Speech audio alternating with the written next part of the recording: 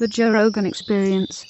Yeah, It's true. I went through that. I had 2 nightclubs at one time, but I never bothered with the money part at all. I just worried about the stage and the mic was working. And the Where was this? In Vancouver. How long ago was this? This was 60s, in the 60s. Yeah, you had nightclubs, like comedy clubs, or like what? Well, one was an after-hours, sort of like a jazz dance bottle club, and it was given to me. So there again, hey, Tommy, you want a club? And I said, sure. Why did he give you a club? Yeah, well, he bought a building, and back in the day, there was a steakhouse in the basement. He says, that's yours. Pay rent when you can. What? So I went in. What was this guy's deal? He owned buildings. He owned all the buildings. Most people that own buildings don't be giving them away. Oh, yeah. Oh, they do. Free rent. Free rent. Yeah. You saw them all the time. You can get a year's free rent. Just because they want to get someone in the building? They get it going. See, as soon as we started being successful, we were paying I see. $500 a month rent. So he got you going. So we made a ton of money in there. And that's where I got the bands. That's where I honed my skills as a musician and a singer and all that. And then I got offered another club because it was going under, and it was a dine and dance club in Chinatown. And I thought, yeah, I'd make a great strip club. And so we took it over, the Shanghai Junk, turned it into a strip club, Vancouver's first strip club. And then you were the proprietor of Vancouver's first ever strip club? First strip club. Wow. First one. And in fact, we did a midnight mass at a church. I think we had the stripper dancing at the church, but not stripping. She kept her clothes on, but she danced. Well, that's appropriate. Yeah. There's a line. When did you start getting into live shows? Well, when I got fired from Motown because I had to get a green card, and nobody at Motown knew what a green card was, and so I had to miss a gig to get my green card. I got the green card, and I came back, and I got fired, and so then Barry Gordy found out about it. He said, "Oh, you're not fired." I said, "I think I'll stay fired. I want to be a Barry Gordy. I don't want to work for one." And so then I came out to L.A. and tried to live on the beach and be a songwriter. But then my clubs were calling me because they needed help. So I went back, and I turned the strip club into an improvisational club. So we were doing naked improv. It was great, man. All the girls, man, they were strippers. And once I turned them into actresses, they were a lot cheaper and they were a lot more beautiful. They talked, they did skits, and then they would take off their clothes when they had to. Within the script, and that's where I met Cheech. Because we had a straight guy, and the straight guy's wife found out what he was doing, and he could hauled him away. And then Cheech came on board as a straight guy. And then when this everything is in Vancouver? Yeah, in Vancouver, yeah. But Cheech is an LA guy, right? Yeah, he was up there in case the Viet Cong attacked from Alaska. So he was hiding from the draft. Well, not really. Not really. He was trying to stay out of the way. Yeah, let's put it that way. Good move. And then he had to sneak back into L.A. from Canada. Really? Yeah. But it was easy coming into L.A. from Canada. He just showed someone else's ID, and they said, go on. And back in the day. Yeah. The world was a lot slipperier. Yeah, and that's why I'm saying I'm so blessed, because everything, the universe, and it was from the I Ching.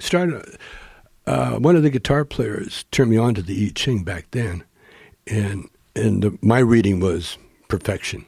You're going to be, everything's perfect. You're going to really do well. And then Cheech and Chong and all that stuff happened. And here we are. And you guys are touring again. Yeah. Right. How long have you been touring again? When did you guys get back together? 08. 08. Yeah. 11 years. Yeah. How crazy is that that's 11 years ago? Yeah. That doesn't seem like 11 years ago. I know. Well, you say 08, it's like, it just happened. And you're like, oh, no, it's 2019. It's almost 2020. I know.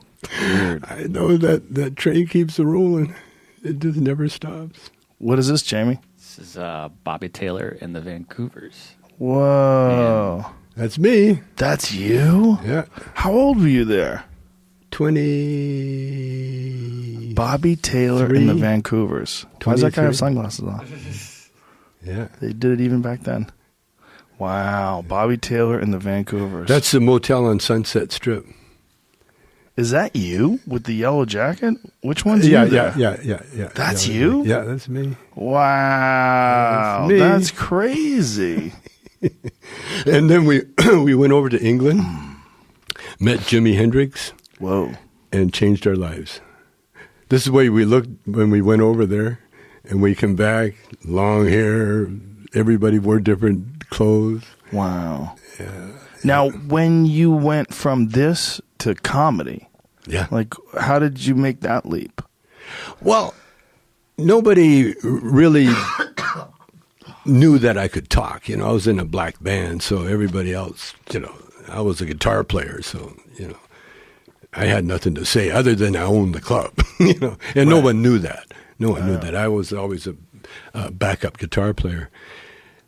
When I got into comedy, was doing what happened. I had hired, when I turned the strip club into a improvisation club, I hired the act we already had, which was a black tap dancer named Taps Harris, and Jeannie, a black singer, and they had a band. And so the first skit I had Tap. The first skit was about a pajama party that all the strippers were having at their house after, and so they all change into their pajamas and in their little nighties, and that was very sexy. And then Taps comes by after the show, so-called, and they say, "Hey, Taps, do that number that you did on the show." And so Taps, first time he ever tap danced, in front of a live audience, because usually he was just an MC. So he did his tap dance, and it was so good that everybody wanted an encore. So they made him do an encore. He quit that night. Really? Yeah. It was too hard work, man. That's he was funny. hired and here comes Lolo. Yeah. And so the doorman, an English guy named Dave, and so I said, "Dave, I need an MC, He said, "Well, I'll do it if you do it." And so oh, okay. And so Dave was my first partner. And so we had long hair, we were like hippies. And so we did a lot of hippies and TNA jokes, tits and ass jokes. Mm-hmm. And then we had a guitar player named Gay DeLorme. He wrote our big hit, that You Ain't My Eye. He wrote the music. And so Gay was this incredible guitarist, and he could do all sorts, but he was a very funny guy. And so we wrote a skit, where we would torture the audience. They're all mostly bikers, come to a strip bar, bikers and that. And so the first act, we had it, because when we turned it into a theater company, we attracted all the theater people, all the performers. There's a stage. Oh, boy, we'll go work there. And so we had a mime artist. And so we opened the show with a mime artist and Gay playing classical guitar. He's playing this classical guitar. Now, this is a strip joint. And all the hardened bikers are sitting around waiting for naked girls to come out. And here comes a mime artist, so pretending he's picking flowers and smelling them and throwing them, prancing around the stage. And so the bikers sat through that, and they were yelling things like, "Hey, Elvis." Their remarks weren't that funny. And then Dave would come out. And Dave's a very funny-looking guy. He looks like an improv actor. And he come out and he sings this horrible song. "I dream of Jeannie with the light brown hair. Jeannie is my favorite wired hair terrier." And then just when the bikers are getting ready to revolt, I kicked the door open. We had doors on the back, and I kicked the door open, and I'm shirtless, my hair's messed up, and I got a rolled up newspaper. And I walk over to Dave and go, "What kind of fucking song is that?" And I beat him to death with this newspaper. And the bikers just explode. The whole joint just exploded, with laughter, because we created that tension that long, and then the release was like, it's a roar. And then the word went out, boom, and that place was packed almost every night. Wow, what a weird world it must have been back then.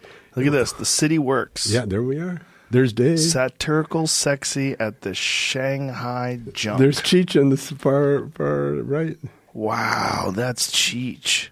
Yeah. That's crazy that's Cheech. That's Dave, and that's me. Wow. Without a goatee. And that's the mime artist, says Ian, the mime artist.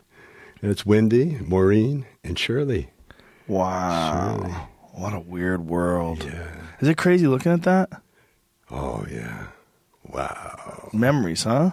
Wow. Sandy and that was the Lawrence. first strip joint. Starting Tuesday. Yeah.